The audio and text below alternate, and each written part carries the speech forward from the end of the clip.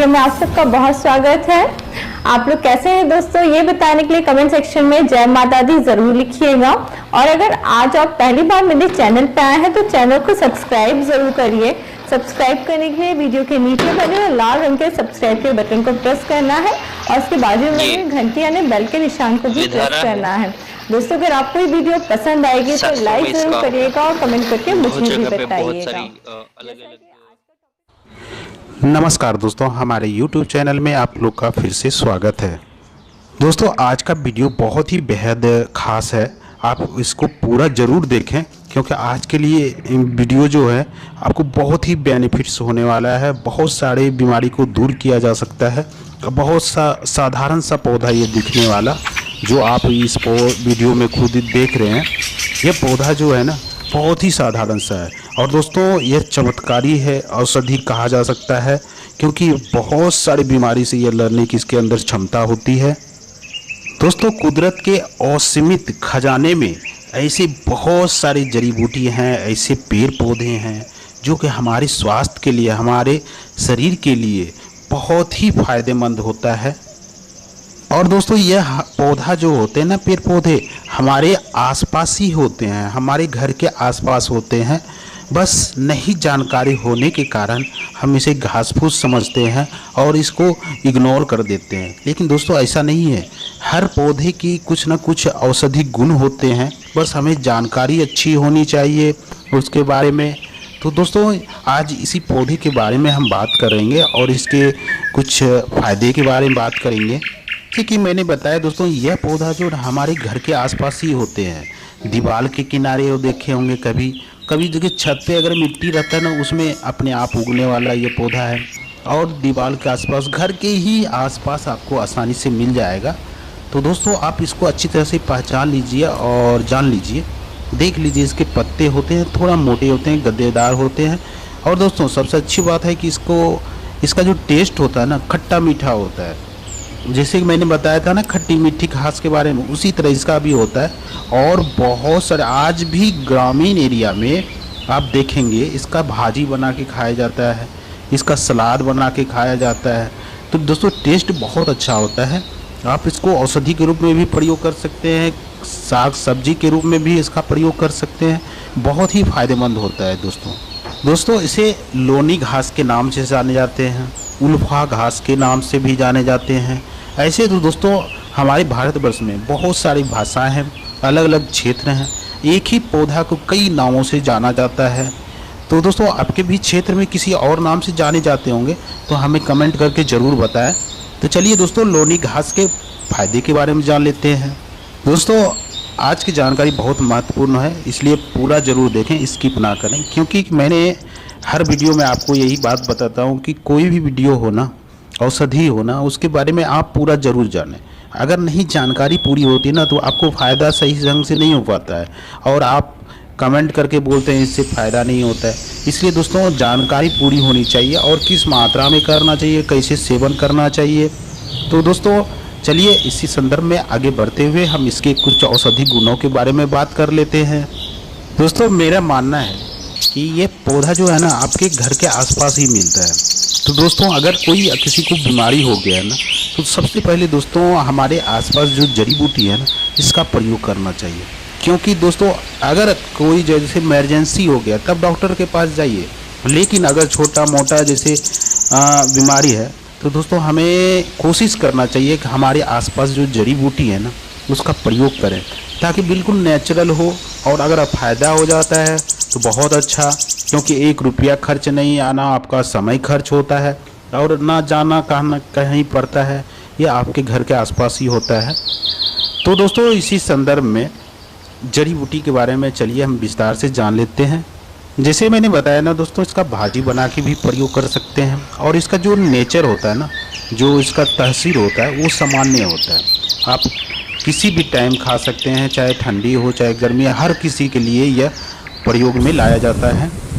दोस्तों इसका अगर प्रयोग कंटिन्यू करते हैं ना तो यह कफ पित्त को सामान्य रखती है, पाचन शक्ति को मजबूत बनाता है, यह बात कारक होता है। साथ साथ दोस्तों यह पेशाब संबंधी सारी समस्याओं को दूर करता है, जैसे पेशाब में जलन, सूजन, या रुक रुक के आना या किसी भी प्रकार की समस्या है ना, उसको दूर करने के लिए बहुत बेहतरीन है। तो जैसे कभी कभी हो जाता है ना, भोजन के प्रति अरुचि, और रुचि का मतलब होता है कि खाना भूख लगता है लेकिन खाने की इच्छा नहीं होता है, और जिसके कारण दोस्तों अगर आप खाना नहीं खाएंगे तो कमजोरी आ जाता है। तो उस अरुचि को दूर करने के लिए इसका बहुत बेहतरीन आप प्रयोग करके आप अरुचि को बढ़ा सकते हैं। इतना ही नहीं दोस्तों, यह बवासीर, मधुमेह, पीलिया जैसे रोगों के लिए रामबाण औषधि है। आप इसका प्रयोग करके पीलिया और मधुमेह जैसे बवासीर जैसी बीमारी को दूर कर सकते हैं। यहाँ तक कि दोस्तों अगर किसी को पथरी हो गया है ना, उसको भी यह पथरी को गला करके पेशाब के रास्ते बाहर कर देता है। चाहे किडनी का पथरी हो या गुर्दे की पथरी हो, पथरी को दूर करने के लिए, बाहर निकालने के लिए इसका प्रयोग बहुत अच्छा है। अगर दोस्तों इसका जैसे मैंने कहा कि इसका अगर भाजी बना के भी आप खाते हैं ना, तो आपके शरीर में या आपके पेट में किसी भी तरह की समस्या हो, कब्ज की, गैस बनने की, एसिडिटी की, या अनपच की, या खट्टी खट्टी डकारें आते हैं, या भूख नहीं लगना, वो सारी समस्याओं को यह दूर करता है। भाजी भी बहुत टेस्टी होता है दोस्तों, खट्टा, हल्का खट्टा टेस्ट होता है और बहुत अच्छा टेस्टी होता है। भाजी, सलाद, किसी भी रूप में इसका प्रयोग कर सकते हैं। तो सारे बीमारी का जो जड़ होता है ना, वो पेट होता है। अगर आपका पेट सही है, कब्ज अगर नहीं है, गैस बनने की समस्या नहीं है, एसिडिटी की समस्या नहीं है, तो आपको बहुत सारी बीमारी से ऐसे ही दूर रहेंगे। सबसे पहले अगर आप शरीर में कोई तरह की समस्या है तो वो पेट की अगर समस्या है तो सबसे पहले पेट की समस्या को दूर करना चाहिए, इसके बाद कोई और बीमारी का ट्रीटमेंट करना चाहिए।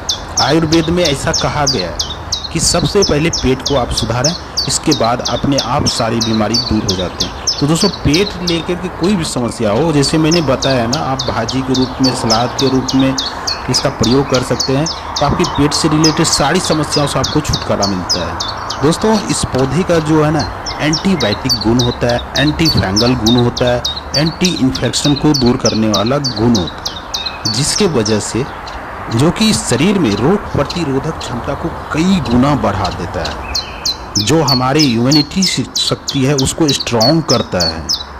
तो यह खून को साफ रखता है, ब्लड को साफ रखता है, ब्लड में जितनी भी गंदगी है ना उसको दूर करता है, जिसके वजह से आपके शरीर में जो ये चर्म रोग हो जाता है ना, जैसे दाद, खाज, खुजली, एक्जिमा, सोराइसिस, चर्म रोग से सारी बीमारी को दूर ये रखता है, क्योंकि ब्लड के वजह से चर्म रोग होता है। चर्म अगर ब्लड साफ है तो चर्म रोग भी नहीं होगा।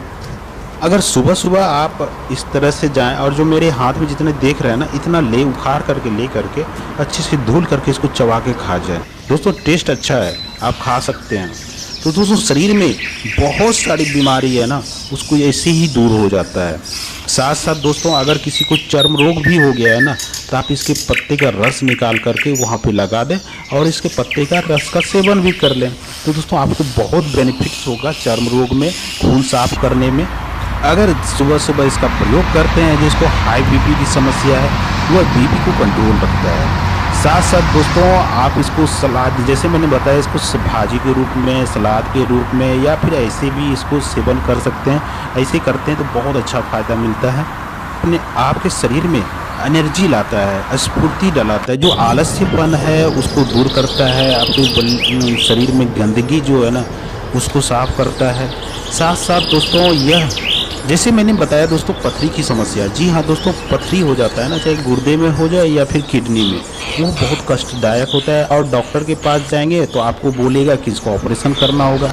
तो दोस्तों मेरी सलाह माने, आप कुछ दिन इसका भी प्रयोग करके देखें, आपको बहुत अच्छा फ़ायदा होगा और ऑपरेशन भी करना नहीं पड़ेगा और बहुत आसानी से सही भी हो जाएगा। आप इसका क्या करें, काढ़ा बना करके, जी हाँ दोस्तों, काढ़ा आप बनाएं। जैसे 1 गिलास पानी में आप जो मेरे हाथ में देख रहे हैं इतना टुकड़ा डाल दें और उसको अच्छी तरह से उबालें। जब 1/4 बज जाए उसको चाय की तरह आप इसकी सिसकी लेकर के इसका सेवन करें। दिन में 3 बार करें दोस्तों, यकीन मानिए आपकी जो पथरी है ना उसको टुकड़े कर करके पेशाब के रास्ते या बाहर करते, चाहे गुर्दे को हो या फिर किडनी का, बहुत बेहतरीन काम करता है यह पथरी के लिए। दोस्तों यह कोलेस्ट्रॉल को कम करने के लिए, मोटापा को कम करने के लिए, चर्बी को घटाने के लिए, शरीर को दूल्हा पतला बनाने के लिए बहुत अच्छा काम करता है। दोस्तों इसके जो उल्फा घास देख लें मेरे हाथ में, इसमें फूल लगता है और इसमें बीज भी होता है। अगर बीज को लें 1 चम्मच आधा चम्मच के बराबर और इसके बाद उसके गर्म पानी के साथ उसका अगर सेवन करते हैं तो दोस्तों आपके शरीर में जो एक्स्ट्रा कोलेस्ट्रॉल है ना उसको यह पिघला करके बाहर कर देता है। बहुत अच्छा काम करता है मोटापा को कम करने के लिए।